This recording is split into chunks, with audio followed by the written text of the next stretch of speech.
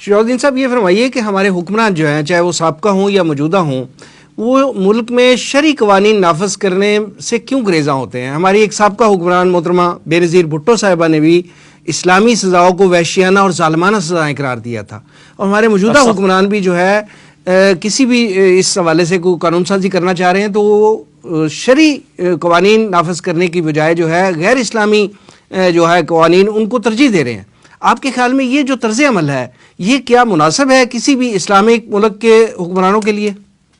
دیکھیے، سب سے پہلے تو میں کہوں گا انا للہ و انا الیہ راجعون، اور معاذ اللہ ثم معاذ اللہ، سابقہ کسی حکمران نے کہا ہو یا آج کوئی کہے کہ شریعت نے جو سزائیں عطا کی ہیں یہ وحشیانہ اور ظالمانہ ہیں، استغفر اللہ، انا للہ و انا الیہ راجعون۔ اگر مسلمان یہ جملہ کہہ رہا ہے تو بہرحال علماء سے تو شرعی مسئلہ و فتویٰ لے لیا جائے، لیکن اس کو اپنے ایمان کا جائزہ لینا چاہیے کہ اللہ سبحانہ و تعالیٰ کے احکامات اور اللہ اور اس کے رسول علیہ السلام کی متعین کردہ سزاؤں کے بارے میں یہ غلط الفاظ استعمال کرنا، گستاخانہ الفاظ استعمال کرنا، اپنے ایمان کی لوگوں کو خیر منانی چاہیے۔ دوسری بات میں آپ کے سامنے عرض کروں کہ بعض غیر مسلم ممالک میں، آپ پڑوسی ملک انڈیا میں لے لیجئے، انڈیا کے ایک سابقہ حکمراں اور ایک وزیر اعظم نے بھی کہا تھا، غالباً ایڈوانی نے، کہ اگر یہ پروسٹیٹیوشن اور یہ گندگی کا ڈھیر ہمیں دہلی سے بامبے سے ختم کرنا ہے تو جو اسلام نے سخت سزائیں دی ہیں ویسی کوئی سزا ہمیں نافذ کرنی پڑے گی۔ افسوس سے کہنا پڑتا ہے کہ غیر مسلموں کو تو یہ بات سمجھ آ رہی ہے کہ ان جرائم کی روک تھام کے لیے جب تک سخت سزاؤں کا نفاذ نہیں ہوگا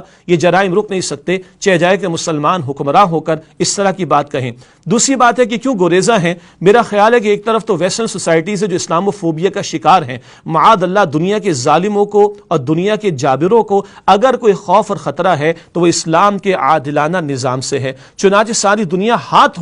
دھو کر پیچھے پڑ گئی طالبان افغانستان کے خلاف کہ جب انہوں نے امارت اسلامی قائم کی اور شریعت کے کچھ احکامات نافذ کیے، تو آپ کو یاد ہوگا کہ کابل کے علاقے میں اور قندھار کے علاقے میں وہاں سکھوں کی جو مارکیٹ میں دکانیں تھیں وہ رات کو کھلی رہتی تھی، اور ان سکھوں نے غیر مسلم ہونے کے باوجود کہا کہ بھائی یہ نظام بڑا اچھا ہے، ہم آرام سے گھروں کو جاتے، اپنی دکانیں کھلی چھوڑ کر جاتے، کوئی چوری کرنے والا نہیں۔ کیوں؟ 2 ہاتھ اگر چوری کرنے کے لیے بڑھیں گے تو بقول مولانا مودودی علیہ رحمہ 10 ہاتھ اس ہاتھ کو کاٹنے کے لیے بھی موجود ہوں گے۔ یہ ان سزاؤں کی برکات ہوا کرتی ہیں، لیکن آج مسلمان معاشرے میں مسلمان حکمراں، تو میں عرض کر رہا تھا ایک طرف تو وہ ویسٹرن سوسائٹیز ہیں جہاں کے ظالم اور جابر، جو میں عرض کروں کہ مجھے اجازت دیجئے کہ دنیا کے سب سے بڑے دہشت گرد اور دنیا کے سب سے بڑے ڈاکو اور لٹیرے وہ لوگ ہیں جنہوں نے انسانیت کے اوپر قبضہ کیا ہوا ہے اور قوموں پر حملہ کرنے کے لیے جسٹیفیکیشن وہ نکلواتے ہیں، اور عراق کو برباد کرنے کے بعد معذرت کرتے ہیں کہ جناب ویپنز اور ماس ڈسٹرکشن ہمیں وہاں پر نہیں ملے، ٹوئن ٹاورز کا ڈرامہ رچا کر پورے افغانستان کی اینٹ سیٹ بجا دیتے ہیں۔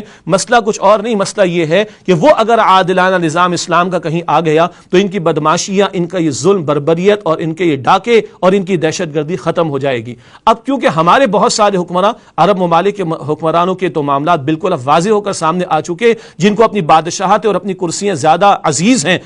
ہمارے مسلمان حکمراں اصل میں ان کا خوف خدا نہیں ہے۔ آج ان میں سے اکثر کا خوف امریکہ ہے، خوف ویسٹرن سوسائٹیز ہے۔ کیوں؟ ان کا خیال یہ ہے کہ اگر ان کو منا کر رکھیں گے، ان کی آشیرواد لیں گے تو ہماری کرسیاں مضبوط ہوں گی۔ بھائی یاد رکھنا چاہیے کرسی تو فرعون کی بھی نہیں بچی، شداد کی بھی نہیں بچی، نمرود کی بھی نہیں بچی، ماضی قریب کے بڑے بڑے جنہوں نے کہا تھا ہماری کرسیاں بڑی مضبوط ہیں، ہماری بادشاہتیں بڑی مضبوط ہیں، نہ ان کی بادشاہتیں بچی نہ ان کی کرسیاں بچی، وہ بھی نہیں بچے، کل من علیہا فان۔ تو بنیادی طور پر محسوس یہ ہوتا ہے ہمارے مسلمان حکمرانوں کی عظیم اکثریت، انہیں مخلوق کا خوف آڑے آ گیا ہے، خالق خدا کا خوف ان کو جو ہے وہ یاد نہیں رہا، اور وہ سمجھتے ہیں کہ اگر ہم نے اسلام کی طرف پیش قدمی کی تو وہ اسلام و فوبیا کے شکار جو لوگ ہیں، ہمارے مائی باپ معاف کیجیے گا، جن کی آشیرواد سے ہماری حکمرانی چلتی ہے، وہ ہم سے ناراض ہو جائیں گے۔ یہی ظاہر کے اعتبار سے ایک وجہ سمجھ آتی ہے، واللہ اعلم۔